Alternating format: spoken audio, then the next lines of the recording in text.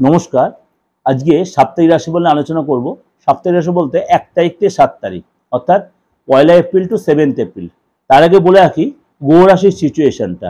1 তারিখে বুধ থাকবে মেষের ঘরে বৃহস্পতির সাথে যুতি হয়ে, তারপরে আবার চলে যাবে মীন রাশিতে। কিন্তু তখন বুধ কিন্তু কন্টিনিউ তখন বক্রি হয়ে যাবে, বুধ বক্রি হবে এবং শনি কিন্তু তার নক্ষত্র চেঞ্জ করবে। এর আগে এই প্রোগ্রামটা কিন্তু আমি মাসিক রাশি বলে দিয়ে দিয়েছি কোন কোন গ্রহ ট্রানজিট। 6 এপ্রিল শনি তার নক্ষত্র চেঞ্জ করবে 3:55 PM, অর্থাৎ বিকেল 3টে বাজে শতবিশা নক্ষত্রে পুরো ভাদ্রপদ নক্ষত্রে যাবে।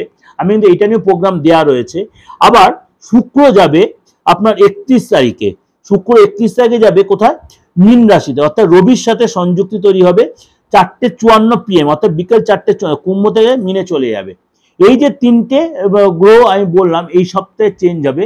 তার উপর এবং চন্দ্রের সিচুয়েশনটা হবে আপনার, চন্দ্র চলে যাবে ধনু, চন্দ্র সেই সময় থাকবে ধনু রাশিতে। এই সিচুয়েশনে মানে 12 রাশির কি এফেক্ট হবে সেটাই আমাদের আজ আলোচনার বিষয়বস্তু। কর্কট রাশি। কর্কট রাশি এই সপ্তাহে আপনাকে বিশেষ করে তাড়াহুড়া করে কোনো ডিসিশন নেবেন না, তাড়াহুড়া করে কাউকে কোনো পেমেন্ট দেবেন না, বা কোথাও কোনো সই সাবুত করবেন না, কারোর কাছে অন্ধ বিশ্বাস করবেন না, অন্ধবিশ্বাসে কোনো কারোর সাথে চলে যাবেন না কোথাও। অর্থাৎ হুট করে কিছু ডিসিশন নেবেন না। কোনো আপনার যে কেনাবেচার ব্যবসাতে বা এই সপ্তাহে কিছু কেনাবেচার ব্যাপার থাকে এগুলো কিন্তু অ্যাভয়েড করবেন, নাহলে লস হবে।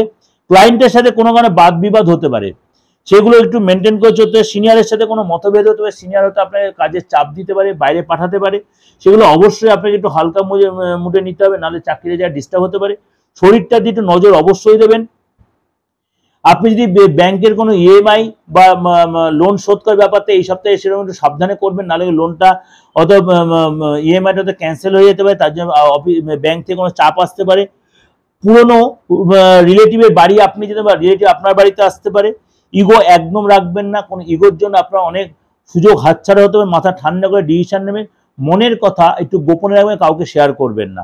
অবশ্যই এই সপ্তাহে দুর্গা চালিসা পাঠ করুন, আর যদি পারেন অবশ্যই শনি মঙ্গলবারটা অবশ্যই নিরামিষ আহার করুন, আপনার জন্য যথেষ্ট ভালো হবে কর্কট রাশির লোকেরা। যাই হোক, এগুলো ওভারঅল আপনার প্রেডিকশন চন্দ্র রাশির উপর বেস করে।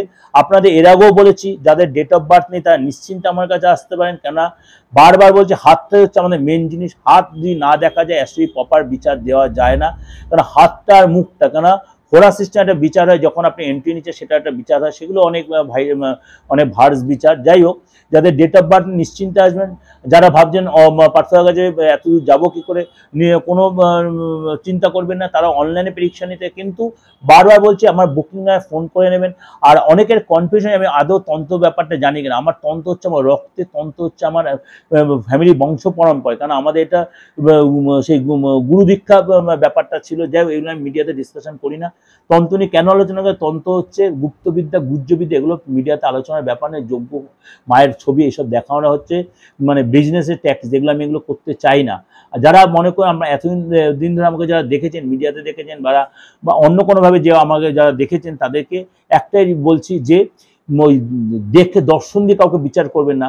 মানুষের আগে জিনিসটা যাচাই করে নেবেন, তারপরে তার সম্বন্ধে বিচার করবেন। আর অ্যাস্ট্রোলজি আর অ্যাস্ট্রোলজি আর অ্যাস্ট্রোলজি দুটো গুলিয়ে ফেলবেন না। অনেক অ্যাস্ট্রোলজার ভুল হতে পারে, অ্যাস্ট্রোলজি কিন্তু ভুল নয়।